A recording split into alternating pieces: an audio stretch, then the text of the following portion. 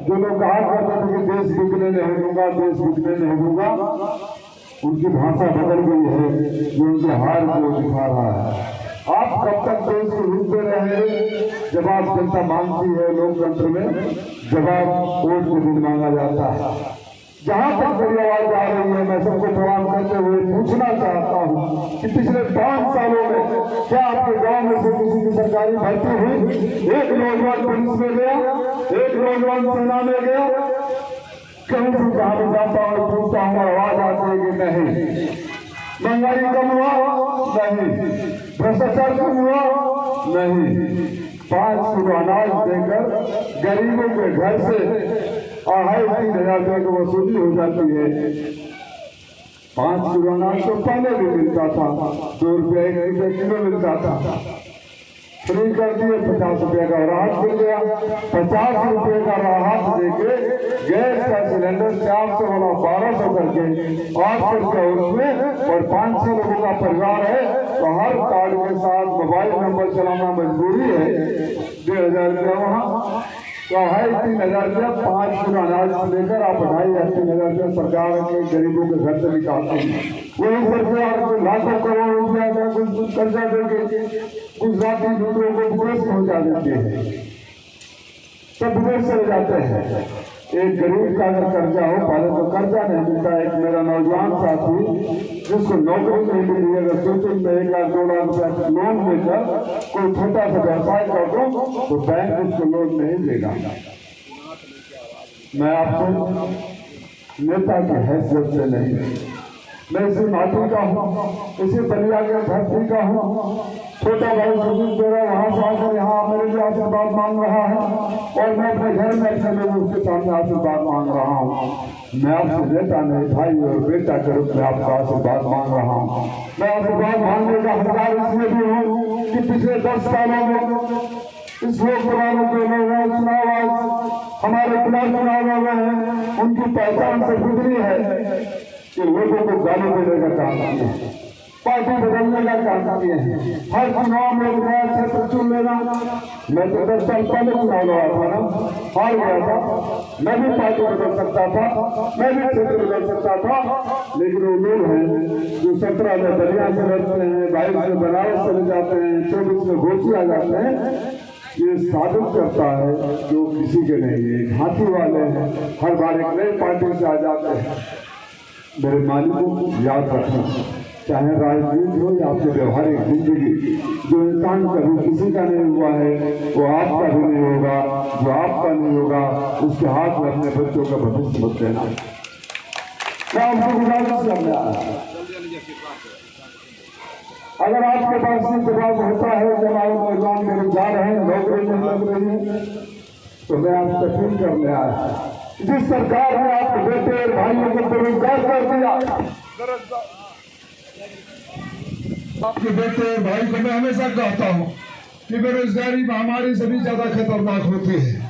महामारी का तो आप इलाज कर दोगे, महामारी तो एक आदमी के ऊपर आती है, मानो बीमार हुआ तो मैं ही केवल बीमार हुआ, लेकिन नौजवान गरीब का बेटा तो बीमार पड़ता है।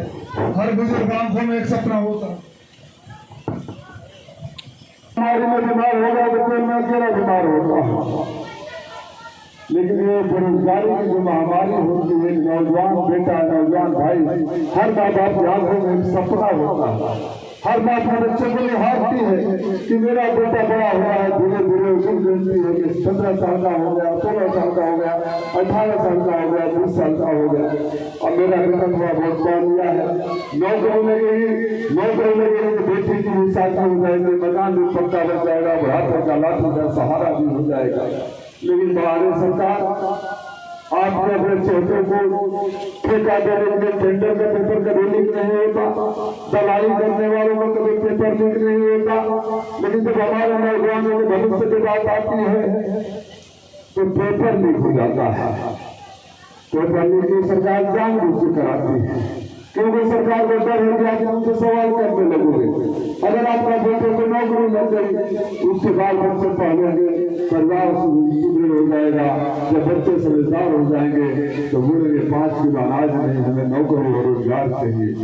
तब मैं आपका अनुरोध करने आया हूँ कि आप अपना आशीर्वाद दे देना, आप 5,000 इसलिए भी दे देना कि आपका घर का बेटा घोषी का सांसद बनेगा तो आपका सीना भी चौड़ा होगा और कहीं भी जाकर कहेंगे कि घोषी का सांसद हमारे घर का बेटा।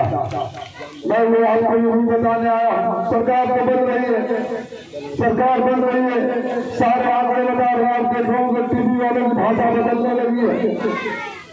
प्रधानमंत्री जी कहा करते थे 2014 में देश बिकने नहीं दूंगा, पुराना देश बिकने नहीं दूंगा, देश की सारी संपत्तियों को रेल हो, तेल हो, हवाई जहाज हो, हवाई अड्डा हो, भेड़ हो, सब बिक गई।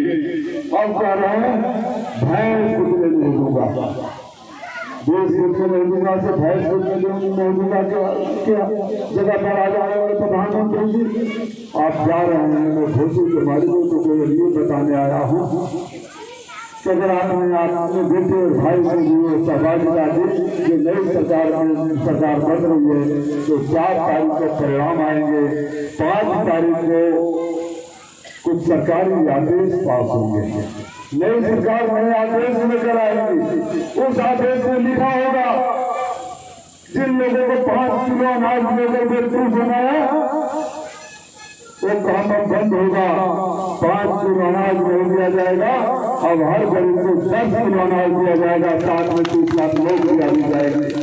उस आदेश में लिखा होगा कि आपने गरीब किसानों के बोरी से खाद को जायज किया और किसान सम्मान योजना देकर बिजली का रेट हो, खाद का रेट हो, खाद का वजन हो, हर जगह आपने लूटा है। लेकिन हम उसी किसानों को घर के हर परिवार से एक महिला को साल भर में उसके खाते में 1 लाख रुपया देंगे जो बेटे बेटी के खाते में जाएंगे। उसमें ये लिखा होगा कि अब हमारे किसी को सेना का जवान, पुलिस का जवान, किसी सांसद का बेटा होता है क्या, किसी मंत्री का बेटा होता है क्या? कभी आपने सुना है कि डीएम साहब का बेटा पुलिस में जवान है, सेना में जवान है? कभी आपने सुना है कि एसपी साहब का बेटा जवान है? नहीं, किसानों के बेटे, मजदूरों के बेटे, गरीबों के बेटे सेना में जवान होते हैं। नौकरी को 4 साल के लिए कर दिया गया। 75 साल में प्रधानमंत्री जी अपने लिए 5 साल और मांग रहे हैं और आपके 17 साल के बच्चे को 4 साल में रिटायर कर दे रहे हैं। जो हमारे 17 साल के नौजवान भाई और बेटे को 4 साल में रिटायर कर रहे हैं, उस सरकार को आप रिटायर कर देना। आपके बच्चे भाई की नौकरी पूरी सुरक्षित करने की जिम्मेदारी इंडिया गठबंधन की सरकार की है। आज मैं अपील कर रहा हूँ, घोषी के 4 विधानसभा में शानदार जीत हो रही है। आप रिश्तेदार होंगे इधर, आपसे जानने वाले होंगे इधर, कोई लड़ाई नहीं है, क्योंकि घोषी के लोगों के आंखों में सिर्फ एक ही तस्वीर याद आता है।